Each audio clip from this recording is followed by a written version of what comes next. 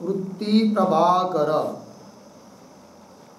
प्रभाकर ग्रंथ में page number 340 और 340 पेज के ऊपर 82 नंबर का शीर्षक है। देखिए, न्याय मत में दोष।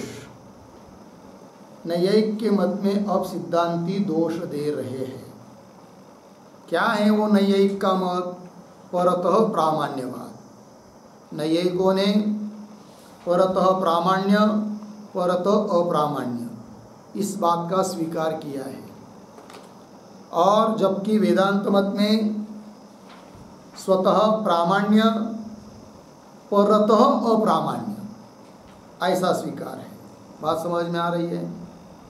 तो देखिए, फिर नैयायिकों का नैयायिक मत में दोष दे रहे अभी। और जो परमात्म की उत्पत्ति में गुण कारण कहा सो संभव है नहीं। नैयायिकों ने परमात्म की उत्पत्ति ज्ञान ग्राहक सामग्री से नहीं होती है, ज्ञान उत्पादक सामग्री से परमात्मा की उत्पत्ति नहीं होती है, किंतु अन्य सामग्री से। कौन है वो अन्य सामग्री?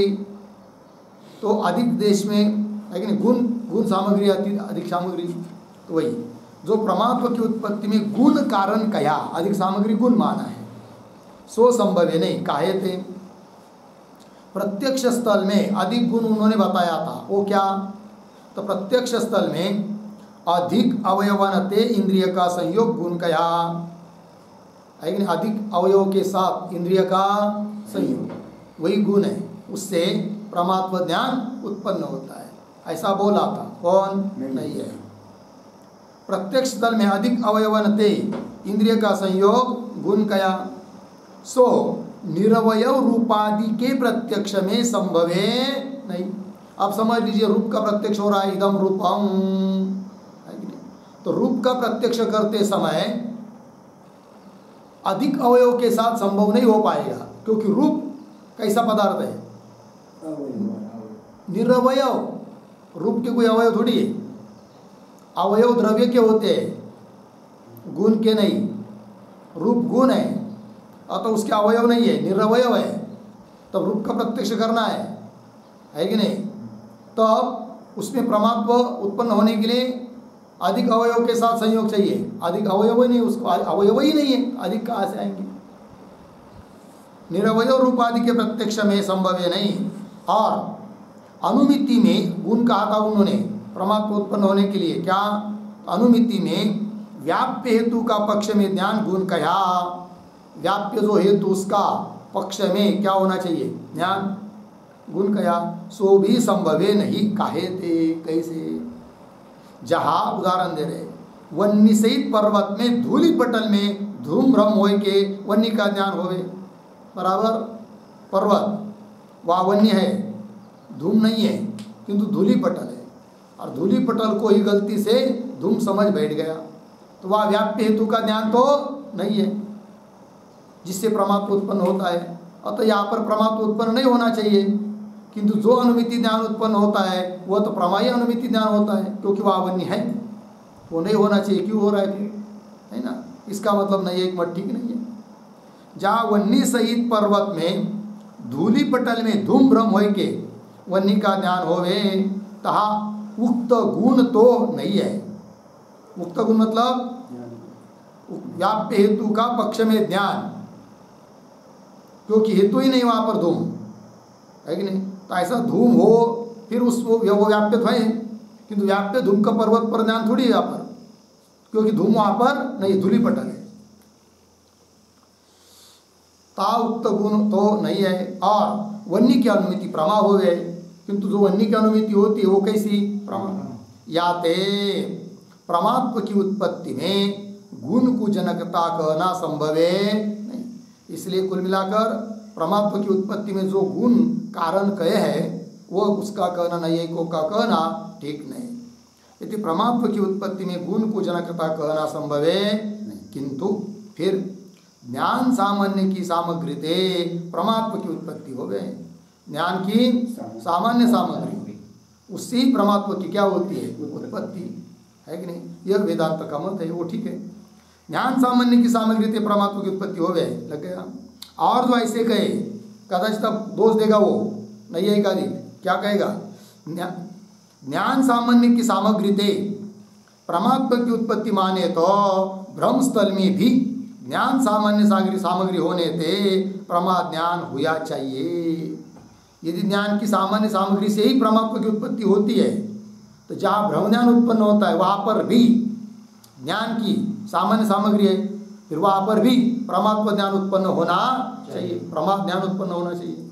और वहाँ पर भी यदि परमात्मा धर्म सहित ज्ञान उत्पन्न होगा तो ब्रह्म ज्ञान का बाद हो जाएगा, अपलाप हो जाएगा, रहेगा ही नहीं दुनिया में, ये होगा फिर। और तो ऐसे गए ज्ञान सामान्य सामग्री थे परमात्मा की उत्पत्ति माने तो ब्रह्म स्थल में भी ज्ञान सामान्य सामग्री होने थे प्रमाद ज्ञान हुआ चाहिए, ऐसा आक्षेप करेगा कौन? नहीं है, उसका उत्तर देना है। ताका यह समाधान है, दोष होवे ता प्रमाद ज्ञान होवे नहीं। भले ज्ञान की उत्पादक सामग्री है किंतु दोष भी यदि मिला है तब उस ज्ञान की सामान्य सामग्री से प्रमाद ज्ञान उत्पन्न होता नहीं। दोष होवे ता प्रमाद ज्ञान होवे नहीं। याते परमात्मा की उत्पत्ति में दोष प्रतिबंधक है, अतः प्रमाद ज्ञान उत्पत्ति में प्रतिबंधक कौन है? दोष। और प्रतिबंधक का अभाव कारण होता है ना, दोष का अभाव भी चाहिए। और जहाँ ब्रह्म ज्ञान उत्पन्न होता है वहाँ पर ज्ञान सामान्य सामग्री के साथ साथ कौन है? दोष भी है।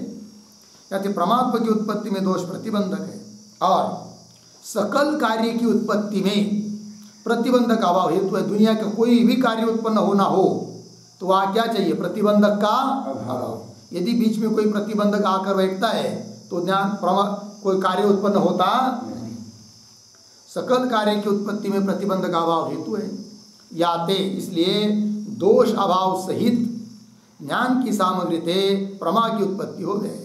इसलिए ज्ञान की सामान्य सामग्री से प्रमा तो उत्पन्न होता है किंतु कैसा? दोष अभाव दोष अभाव सहित ज्ञान की सामग्री थे परमात्मा की उत्पत्ति हो है। लग गया इहा परमात्मा की उत्पत्ति कहने से तो बोलेंगे भाई परमात्मा धर्म तो जाति रूप है ना, वो कैसा उत्पन्न होगा? तब उसका स्पष्टीकरण कर रहे हैं। परमात्मा की उत्पत्ति का मतलब जाति रूप परमात्मा की उत्पत्ति ऐसा हम नहीं कह रहे। फिर यहाँ परमात्मा की उत्पत्ति कहने से परमात्मा विशिष्ट ज्ञान की उत्पत्ति में तात्पर्य है। परमात्मा धर्म विशिष्ट जो ज्ञान उसकी उत्पत्ति में तात्पर्य है। याते परमात्मा धर्म की उत्पत्ति कथन असंगत नहीं, इसलिए परमात्मा धर्म की उत्पत्ति ऐसा शब्द प्रयोग कर भी दिया तो कोई असंगत नहीं, क्योंकि हमारा तात्पर्य परमात्मा विशिष्ट ज्ञान की उत्पत्ति में है। यदि परमात्मा धर्म की उत्पत्ति कथन असंगत नहीं। लग गया इस स्थिति से दोषाभाव सहित जो ज्ञान की उत्पादक नेत्रादि रूप सामग्री बराबर दोषाभाव सहित, दोष नहीं चाहिए, दोष का अभाव सहित जो ज्ञान की उत्पादक नेत्रादि रूप सामग्री तासे उससे क्या प्रमाद ज्ञान की उत्पत्ति होने थे। परमात्मा की उत्पत्ति स्वतः हो गए, इसलिए वेदांत मत में स्वतः प्रामाण्यवाद है, स्वतः परमात्मा की उत्पत्ति होती है। आगे चलिए।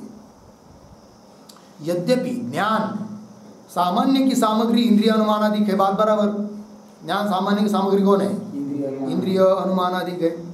सामान्य ज्ञान का कारण दोषाभाव नहीं, सामान्य ज्ञान का कारण इंद्रिय अनुमानादिक है। दोषाभाव है क्या? नहीं है, दोषाभाव नहीं। और परमात्मा की उत्पत्ति में दोषाभाव भी कारण का है। ऊपर परमात्मा उत्पन्न होता है, ज्ञान की सामान्य सामग्री सहित क्या चाहिए? दोष का अभाव। तो दोष का अभाव बाह्य हुआ कि नहीं? ज्ञान की सामान्य सामग्री थे बाह्य हुआ, कौन? दोषाभाव। फिर सामान्य सामग्री से बाह्य हुआ, उससे यदि परमात्मा उत्पन्न हो रहा है तो यह परमात्मा भी कैसा हो जाएगा? परतः। ऐसी कोई शंका करेगा। देखिए परमात्मा की उत्पत्ति में दोषाभाव भी कारण कया। याते सामान्य सामग्री थे अधिक, अधिक क्या है? करण नहीं, अधिक कारणजन्य का शब्द का कार रह गया। अधिक कारणजन्य होने थे परत प्रामाण्य का अंगीकार हुआ, ये शंका हुई वेदांत मत पर। अब उसका उत्तर दे रहे तथापि, तथापि से उत्तर तथापि ज्ञान सामान्य की सामग्री ते अधिक भाव की अपेक्षा होवे तब परत प्रामाण्य होवे, ये नियम है। ज्ञान सामान्य की सामग्री के साथ साथ और कोई भाव पदार्थ जुड़कर ही परमात्मा उत्पन्न होता हो तब उसको कहते हैं क्या, परत प्रामाण्य। जैसे नैयायिकों ने ज्ञान सामान्य सामग्री से अतिरिक्त गुण माना जो कि भाव होता है, अतः उनके या ठीक है परत प्रामाण्य। किंतु हम कहते स्वतः प्रामाण्य, तो बोलेंगे ज्ञान सामान्य सामग्री से बाह्य है, दोषाभाव रहने दो, किंतु अभाव है। अभाव यदि और कोई जुड़ जाता है तो उससे कोई परत बात आती नहीं है। तथापि ज्ञान सामान्य की सामग्री से अधिक भाव की अपेक्षा होवे तो परत प्रामाण्य होवे, लग गया। अभाव रूप दोषाभाव की अपेक्षा थे, दोषाभाव अभाव रूप है वो, अभाव रूप दोषाभाव की अपेक्षा थे परत प्रामाण्य होवे नहीं। तैसे ज्ञान की ग्राहक सामग्री साक्षी है। क्या ज्ञान की ग्राहक सामग्री कौन है, साक्षी है। तैसे ज्ञान की ग्राहक सामग्री साक्षी है, मिल गया। दोषाभाव सहित साक्षी से ज्ञान के परमात्मा का ज्ञान होवे, दोषाभाव सहित क्या चाहिए, साक्षी, उससे क्या होता है, परमात्मा का ज्ञान होवे। और दोष सहित इंद्रिय अनुमान आदि रूप ज्ञान की उत्पादक सामग्री थे और परमात्मा की उत्पत्ति होवे, बराबर। दोष मिलकर, दोष भी रहेंगे, इंद्रिय अनुमान आदि सामग्री भी रहेगी, उससे जो ज्ञान उत्पन्न होगा वह ज्ञान अप्रमा रहेगा। दोष सहित इंद्रिय अनुमान आदि रूप ज्ञान की उत्पत्ति है, दोष सहित इंद्रिय अनुमान आदि रूप ज्ञान की उत्पादक सामग्री थे, अप्रमात्मा की उत्पत्ति होवे, लग गया। ज्ञान सामान्य की सामग्री इंद्रिय अनुमान आदि के, ज्ञान सामान्य की सामग्री कौन है, इंद्रिय अनुमान आदि, तीनों ते दोष पर है, भाव रूप है दोष, या ते अप्रमात्मा की उत्पत्ति परत होवे है, लग गया। और भ्रम होय के इतना हो गया ना, स्वतः प्रामाण्य आणि परत अप्रामाण्य। और भ्रम होय के प्रवृत्ति हुए फल का लाभ नहीं होवे, भ्रम हो गया, रजत, अरे यार रजत है, भ्रम हुआ, प्रवृत्ति हुई लेने के लिए, मिली नहीं, निष्फल प्रवृत्ति हो गई। तो भ्रम होय के प्रवृत्ति हुए फल का लाभ नहीं होवे तब अप्रमात्व अनुमिति ज्ञान होवे। अप्रमात्व को ग्रहण करने वाला कौन सा ज्ञान, अनुमिति ज्ञान होवे, सो अनुमान से होवे है।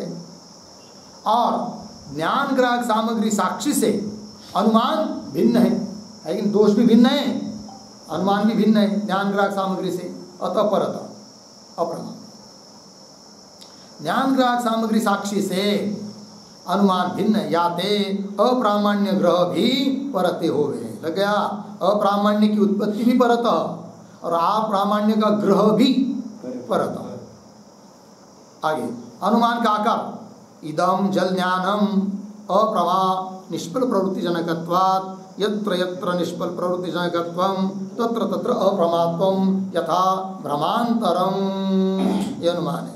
पक्ष इदम जल ज्ञानम पक्ष है, साध्य अप्रमात्व, हेतु निष्फल प्रवृत्ति जनकत्व, बराबर।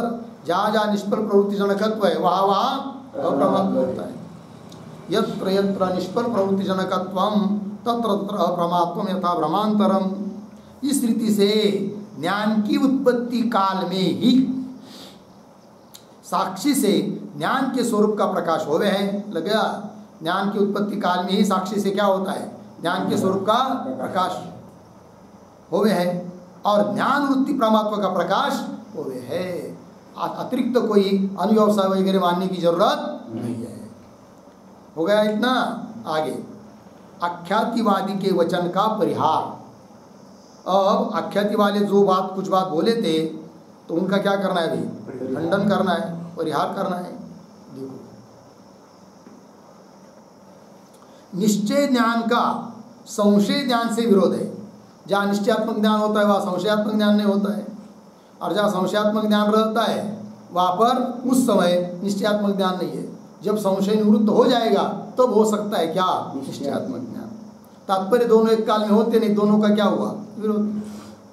निश्चय ज्ञान का संशय ज्ञान से विरोध है। या ते परमात्मा का निश्चय हुआ प्रमात्व का संदेह होवे नहीं। जब प्रमात्व का क्या होता है? निश्चय, ये ज्ञान प्रमाय करके, तब प्रमात्व का संदेह होता नहीं, होवे नहीं। याते भ्रमत्व संदेह से निष्कम प्रवृत्ति का अभाव होएगा, है कि नहीं? भ्रमत्व का संदेह से, यदि जहाँ भ्रमत्व का संदेह होता है कि नहीं, वह प्रवृत्ति कैसी होती है? सकंप, किंतु उसका अभाव हो जाएगा क्योंकि भ्रम ही नहीं ना। हाँ, पंक्ति की याते प्रमात्व का निश्चय हुआ, प्रमात्व का संदेह होवे, संदेह होता ही नहीं है। संदेह रहेगा तब प्रवृत्ति कैसी होती है? सकंप, किंतु संदेह नहीं है। संदेह नहीं है कि नहीं? क्या नहीं है? संदेह नहीं है, मतलब निश्चय है। तो सभी जगह प्रवृत्ति कैसी होनी चाहिए? निष्कंप, निष्कंप होनी चाहिए।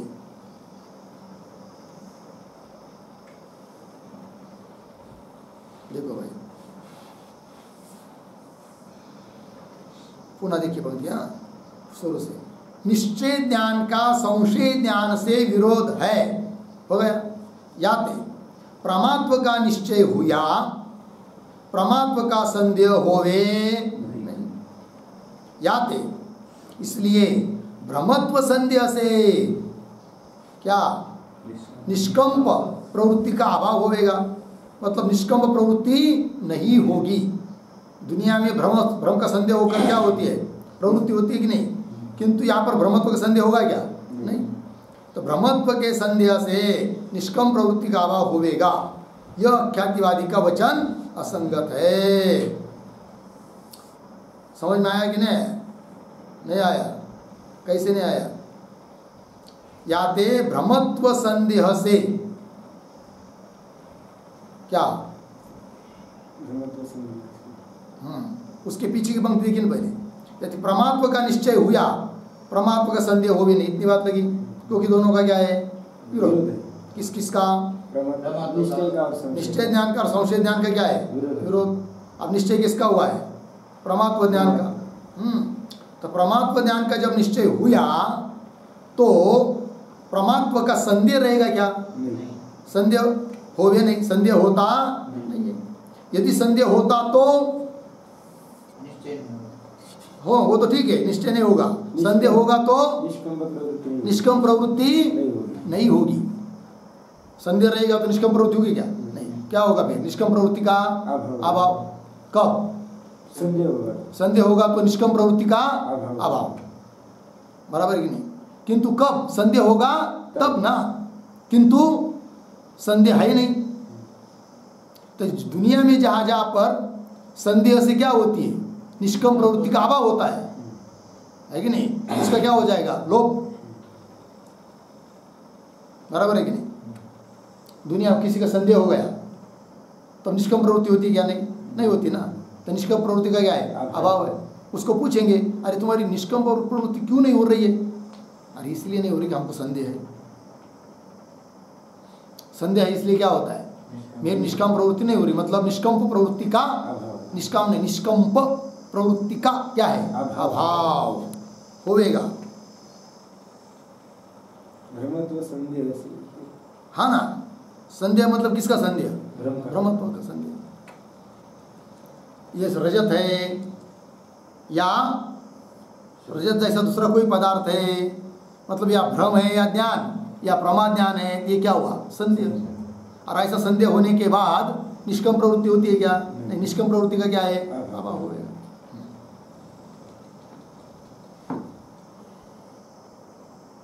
हो गया नहीं? याते प्रमात्व का निश्चय हुआ, प्रमात्व का संदेह होवे नहीं। याते प्रमात्व का संदेह नहीं हो रहा है, किसका? प्रमात्व का संदेह नहीं, तब भ्रम से, भ्रमत्व संदेह से, है कि नहीं? निष्कम प्रवृत्ति का क्या होगा? क्यों? प्रमात्व का संदेह नहीं हो रहा है ना। प्रमा है कि नहीं? संदेह नहीं हो रहा है, प्रमात्व का निश्चय ज्ञान हुआ, तब ये प्रमा ज्ञान भ्रम है या नहीं है? इस प्रकार संदेह रहेगा तो निष्कंप प्रवृत्ति नहीं होगी, किंतु संदेह का क्या है? अभाव है कि नहीं? संदेह है नहीं है, तो जो भी प्रवृत्ति होगी वह निष्कंप ही होगी। बराबर है कि नहीं? पंक्ति देखिए, या तो प्रमात्व का निश्चय हुआ, प्रमात्व का संदेह हो भी नहीं, या तो भ्रमत्व संदेह से निष्कंप प्रवृत्ति का अभाव होगा।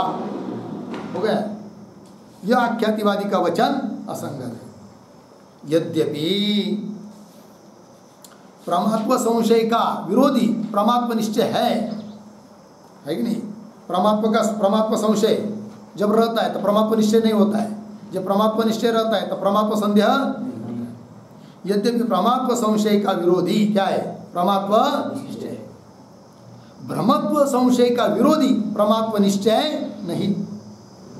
काहे थे, कैसे समझा रहे उस बात को, पुनः देख लीजिए। यद्यपि प्रमात्व संशय का विरोधी कौन है? प्रमात्व निश्चय। समझ लीजिए, प्रमात्व का निश्चय हुआ तो प्रमात्व संदेह होगा क्या? नहीं होगा ना, विरोधी है। किंतु भ्रमत्व संशय का विरोधी प्रमात्व निश्चय, भ्रम का संशय हुआ तो वहाँ पर प्रमा निश्चय होगा ही नहीं, ऐसी बात। भ्रम निवृत्त हो गया तो प्रमा निश्चय हो जाएगा। किंतु स्पष्ट कर रहे भ्रमत्व संशय का विरोधी प्रमात्व निश्चय नहीं। काहे थे? समान विषय में संशय और निश्चय विरोधी हो गए, है कि नहीं? ये सब कौन बोल रहा है? आख्यातिवादी का। हाँ, आख्यातिवादी वचन असंगत है, कह दिया यहाँ तक। कदाचित पुनः आक्षेपादि ऐसा बोलेगा, यद्यपि कहा तो चलेगी ये बात, तथापि तक, ठीक है ना? ऐसा कदाचित आख्यातिवादी क्या क्या बोलेगा वो दे रहा है। क्या कहेगा? सबसे पहले प्रमात्व संशय का विरोधी प्रमात्व निश्चय है, भ्रमत्व संशय का विरोधी प्रमात्व निश्चय नहीं। काहे थे? कैसे भाई? समान विषय में संशय और निश्चय विरोधी हो गए। समान विषय मतलब एक ही विषय रहता है, तो वहाँ पर दोनों विरोधी है, संशय और निश्चय। उस एक ही विषय के बारे में निश्चय है तो संशय नहीं होगा, और संशय है तो निश्चय नहीं। समान विषय में संशय और निश्चय विरोधी हो गए। प्रमात्व निश्चय और भ्रमत्व संशय के विषय, प्रमात्व भ्रमत्व भिन्न है, दोनों का विषय भिन्न भिन्न है। प्रमात्व निश्चय का विषय प्रमात्व और भ्रमत्व संशय का विषय भ्रमत्व। देखिए, प्रमात्व निश्चय और भ्रमत्व संशय के विषय प्रमात्व भ्रमत्व भिन्न है। लग गया? याते आख्यातिवादी कथित वचन संगत है, ऐसा कोई आख्यातिवादी का शिष्य बोलेगा। बराबर है कि नहीं? क्योंकि दोनों का विषय क्या है? भिन्न भिन्न। एक विषय पर, एक विषय में दोनों का विरोध है, संशय और निश्चय। किंतु दोनों का विषय यदि भिन्न भिन्न है तो विरोध कैसे होगा? नहीं होगा ना। प्रमात्व का निश्चय, प्रमात्व निश्चय का विषय प्रमात्व और भ्रमत्व संशय का विषय भ्रमत्व, दोनों का विषय भिन्न भिन्न है तो विरोध नहीं है। फिर ऐसा यदि बोलेगा आख्यातिवादी का शिष्य, या तो आख्यातिवादी कथित वचन संगत है, तथापि, यद्यपि से यहाँ तक हुआ, तथापि से खंडन। तथापि जिस ज्ञान में परमात्मा निश्चय होवे तिस ज्ञान में भ्रमत्व का निश्चय होता है क्या? नहीं। और भ्रमत्व का संदेह होवे नहीं। जिस ज्ञान में परमात्मा का निश्चय हुआ उस ज्ञान में भ्रमत्व का निश्चय भी नहीं होता है, क्योंकि परमात्मा निश्चय हुआ है ना पहले, तो भ्रमत्व का निश्चय भी नहीं होगा और भ्रमत्व का संदेह भी होवे नहीं। यह अनुभव सिद्ध है। यहाँ पे भ्रमत्व संदेह का भी विरोधी है, इसलिए परमात्मा निश्चय भ्रमत्व संदेह का भी क्या है? विरोधी। जबकि ऊपर कहने का क्या प्रयास किया उसने? परमात्मा का निश्चय भ्रमत्व संदेह का विरोधी नहीं, क्योंकि दोनों के विषय भिन्न भिन्न है। किंतु उसका खंडन कर दिया है कि नहीं? क्या? परमात्मा भ्रमत्व संदेह के भी क्या है? विरोधी है। यहाँ पे भ्रमत्व संदेह का भी विरोधी है। और विचार करें तो परमात्मा संशय और भ्रमत्व संशय का भेद नहीं, एक ही पदार्थ है, नाम भिन्न है, पदार्थ एक है। एक ही घट को कोई घट कहता है, कोई कलश कहता है, कोई कुंभ कहता है, नाम भिन्न है, वस्तु एक। उसी प्रकार यहाँ पर भी और विचार करें तो परमात्मा संशय और भ्रमत्व संशय का भेद नहीं, एक ही पदार्थ है। काहे थे भाई? दे रहे एतद् ज्ञानम प्रमाणवा, यह परमात्मा संशय का आकार है। परमात्मा संशय का आकार क्या है? एतद् ज्ञानम, यह ज्ञान प्रमा है या नहीं, परमात्मा संशय का आकार है। याते विरोधी कोटि, ऐसा है ना, तो रो को काट दीजिए, याते विधि कोटि प्रमात्व है। यामी विधि कोटि प्रमात्व है। संशय में दो कोटि होती है, विधि कोटि, निषेध कोटि। विधि कोटि कौन है यहाँ पर? प्रमात्व है, और निषेध कोटि भ्रमत्व है। क्योंकि वाक्य क्या है? एतद् ज्ञानम प्रमा नवा, तो प्रमात्व कोटि विधि हो गई, और नवा मतलब प्रमात्व का अभाव, अर्थात भ्रमत्व संशय क्या हुआ? निषेध। विधि कोटि प्रमात्व है और निषेध कोटि भ्रमत्व है। कायते ज्ञान में प्रमात्व का निषेध करे, भ्रमत्व ही शेष रहे। ज्ञान यदि प्रमा नहीं है, ज्ञान में प्रमात्व नहीं है, तो क्या है फिर? भ्रमत्व है। और भ्रमत्व का निषेध करेंगे तो प्रमात्व। ज्ञान में प्रमात्व का निश्चय करे, भ्रमत्व ही शेष रहे। तैसे एतद् ज्ञानम भ्रमो नवा, ये संदेह हुआ, यह ज्ञान भ्रम है या नहीं? यह भ्रमत्व संशय का आकार है, बराबर है। यानी विधि कोटि भ्रमत्व है और निषेध कोटि प्रमात्व है। दो संशय हुए, प्रमात्व का संशय, भ्रमत्व का संशय, किंतु अंतर क्या दोनों में?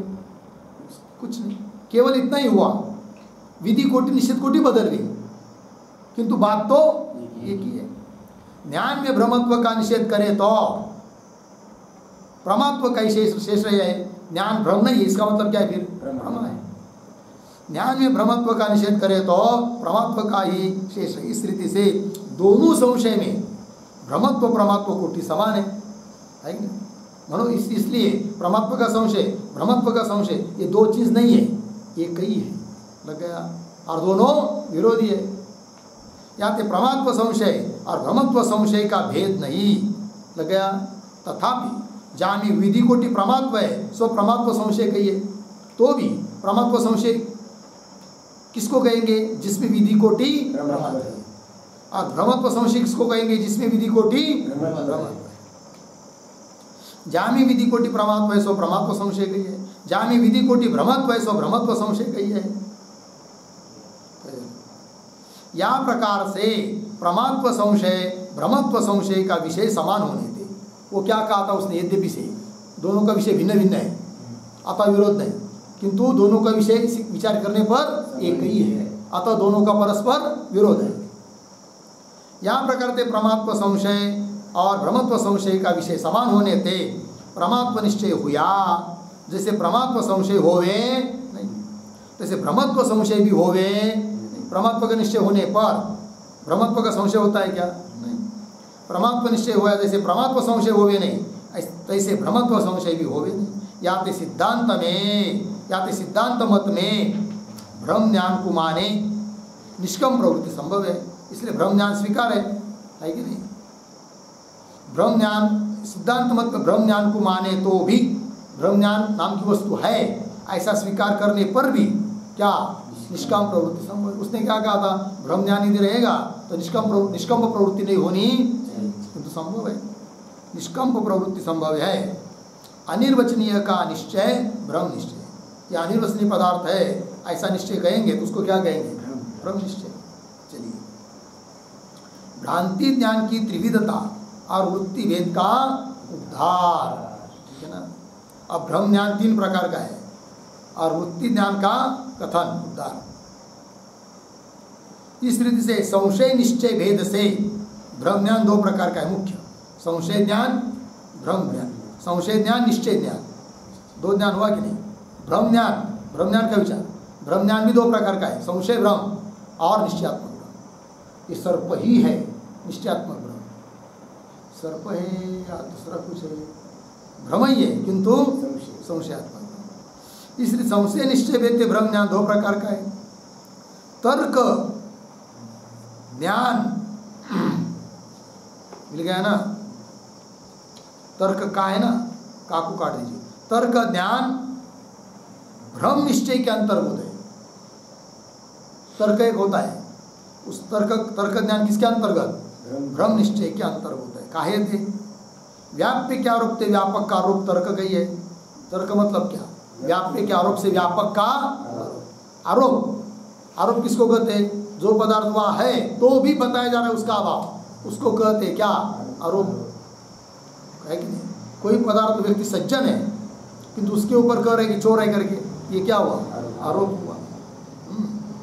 व्याप्य के आरोप थे, व्यापक का आरोप तर्क है। जैसे उदाहरण, यदि वन्य न स्यात् तथा धूमोपि न स्यात्, पर्वत पर यदि धूम ये वन्य नहीं होगा तो धूम भी नहीं होगा। वस्तुतः देखा जाए तो वहाँ वन्य भी है, धूम भी है। पर्वत पर क्या है? वन्य भी है, धूम भी है। और एक अनुमान कर रहा है कोई, पर्वत वन्यमान धूमा, किंतु सुनने वाले ने कहा अरे भाई तुम पर्वत पर वन्य मान रहे हो, क्यों? दिखता है क्या तुमको वन्य? नहीं दिखता है। अरे भाई नहीं दिखता है, किंतु धूम तो दिख रहा है ना। और जहाँ जहाँ धूम होता है वहाँ वहाँ वन्य होता है कि इसलिए वहाँ वन्य है। तब सुनने वाला कहेगा नहीं नहीं ठीक है, वहाँ धूम दिख रहा है इसलिए हम धूम को मानेंगे, किंतु वन्य को नहीं मानेंगे। ऐसे किसी ने भी विचार शंका कर दी तो उसका निवारण तर्क से होता है, उसको तर्क देना पड़ता है। तर्क क्या? यदि तत्र वन्य न स्यात् तर्हि धूमोपि न स्यात्। यदि वहाँ वन्य नहीं रहेगा तो धूम भी नहीं रहेगा। धूम है मतलब जरूर वहाँ है कौन? यदि वन्य न स्यात् तथा धूमोपि न स्यात्, ऐसा ज्ञान धूम वन्य सहित देश में होवे, जहाँ धूम भी है वन्य भी है ऐसे देश में वह आरोप हो रहा है, होवे सो तर्क है, इसको तर्क कहते हैं। ता वन्य का अभाव क्या है? व्याप्य। वन्य न स्यात्, वन्य व्यापक है किंतु उसका अभाव व्याप्य है, और धूम का अभाव हाँ व्यापक। ता वन्य का अभाव व्याप्य है और धूम का अभाव व्यापक है, बराबर। तो वन्य अभाव क्या आरोप थे? आरोप है तो वन्य, किंतु वन्य अभाव का क्या कर रहे हैं? आरोप। यदि वन्य न स्यात्, वन्य अभाव का आरोप। वन्य अभाव के आरोप थे, धूम अभाव का आरोप होवे है। वन्य धूम के होने थे, जहाँ पर वन्य भी है और धूम के होने थे। वन्य अभाव का और धूम अभाव का ज्ञान, ज्ञान है ना, तो आगे के दो शब्द काट दीजिए, है और याते। धूम अभाव का ज्ञान भ्रम है। मिल गई पंक्ति? पंक्ति की वन्य धूम के होने थे, वहां पर कौन कौन है? वन्य भी है, धूम भी है, तो भी वन्य अभाव का और धूम अभाव का ज्ञान हो रहा है आरोप में, अतः वो क्या है? भ्रम है। जाते भ्रम, हाँ ज्ञान भ्रम है। बाद होने ते भ्रम होवे ताको आरोप कहे, मतलब जिसको उसका क्या होता है? बाद होता है, क्योंकि वहाँ पर जाके देखेंगे तो क्या है? वन्य मिलेगा, वन्य अभाव नहीं। तो बाद होने ते भ्रम होवे, है कि नहीं? बाद होता है, भ्रम है, लेकिन उसका क्या होता है? बाद, इसलिए उसको क्या कहते फिर? आरोप। बाद होने ते भ्रम होवे ताको आरोप कहे। यहाँ धूम वन्य का सद्भाव है, धूम भी है वहाँ पर पर्वत पर, वन्य भी है, विद्यमानता है। यहाँ ते तिनके अभाव का बाद है, वह अभाव नहीं है, बोला जा रहा है, किंतु उसका क्या होता है? बाद में, बाद। यहाँ ते बाद है, ताके होने ते भी पुरुष की इच्छा थे, वन्य के अभाव के और धूम अभाव का भ्रम ज्ञान होवे। ताके होने ते भी, ताके वन्य धूम के होने ते भी, वन्य भी है धूम भी है, तो भी पुरुष की इच्छा थे, इच्छा से वन्य के अभाव के और धूम अभाव का ज्ञान, वन्य अभाव के और धूम अभाव का क्या है?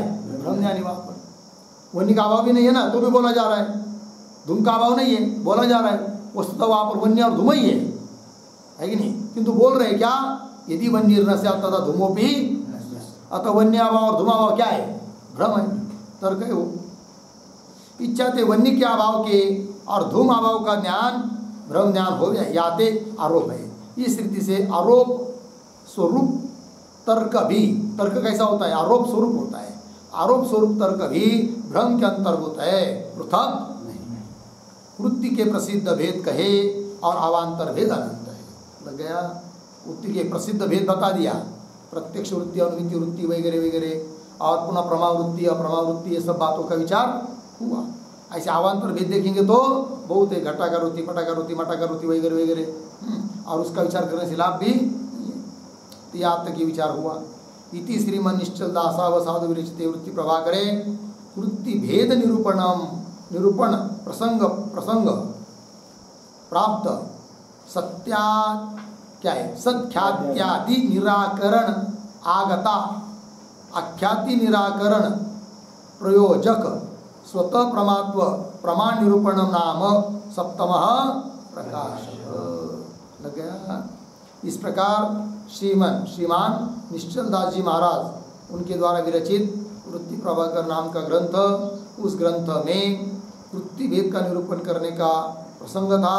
उस प्रसंग से प्राप्त जो सत्ख्यात्यादि सत्ख्याति वगैरह उनका निरूपण किया, फिर उस बाद में उसका निराकरण भी किया। तो सत्ख्यादि निराकरण, और उसका निराकरण करते समय आगत आई हुई कौन? आख्याति का निराकरण। और आख्याति निराकरण का प्रयोजक कौन? स्वतः प्रमात्व प्रमाण निरूपणम, निरूपण करने वाला यह सातवां प्रकाश यहाँ पर समाप्त होता है। ठीक है, आगे का आठवां प्रकाश। ओम पूर्णमदः पूर्णमिदं पूर्णात् पूर्णमुदच्यते पूर्णस्य